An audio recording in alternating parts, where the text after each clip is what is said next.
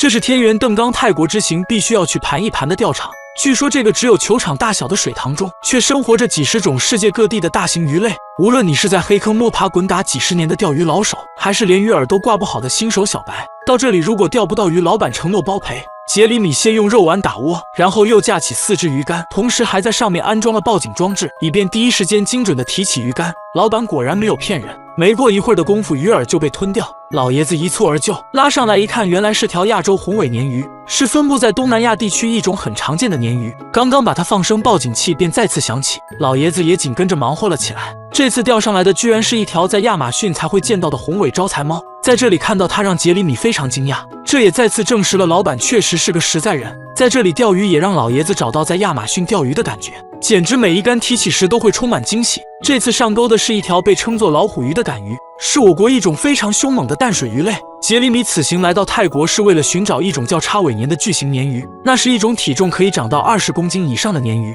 嘴里长着无数颗如针尖一般锋利的牙齿，并有着极强的爆发力，体长则几乎和一个成年人相差无几。叉尾鲶大多生活在干净又卫生的恒河里，但近期却传出它们屡次伤人的事件。渔民捕鱼时用鱼叉刺中它们之后，结果被反杀。被渔网套住以后，它们会施展自己巨大的力量，连同渔民一起拉进河里，就连岸边捕捉蠕虫的小孩也被它们袭击。而这么危险的鱼类却被印度人信奉为神灵。在印度，人们会把焚尸台搭在河边，火葬结束后就会把柴堆连同遗骸一起葬入河中。此时也是叉尾鲶大快朵颐、疯狂干饭的时间，他们会把剩余的部分通通吃掉，而人们则认为被叉尾鲶吃掉的尸体会得到神灵的超度，所以当地的渔民也没有人愿意去捕捉这种鱼。久而久之，就导致了它们疯狂繁殖、肆意生长的乱象。山上的僧侣告诉杰里米，捕捉叉尾鲶会给人带来厄运，但是作为生物学家的他才不会这么迷信。他认为自己找一处无人区偷偷钓起一条看看也没人知道。于是杰里米来到了一处荒无人烟的水域，准备钓鱼。刚刚到达这里，他就发现了附近有老虎的脚印，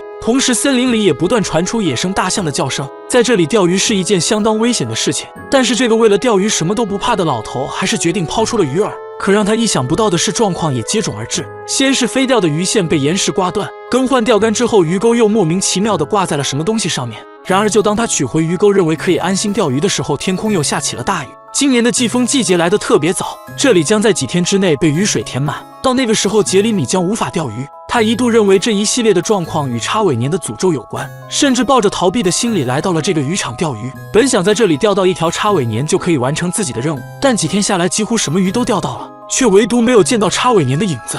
放走最后一条鱼之后，杰里米整理了一下思路，他决定再次回到印度，换一种方法面对这件事情。回到印度之后，杰里米第一时间去了庙里供奉了神灵，然后便带着僧人送给他的大米来到了河边投了下去。没过一会儿，这里就聚集了好多鱼儿抢食。看到此番景象，杰里米便放心的离开。他带着心爱的鱼竿再次来到之前的钓点钓鱼。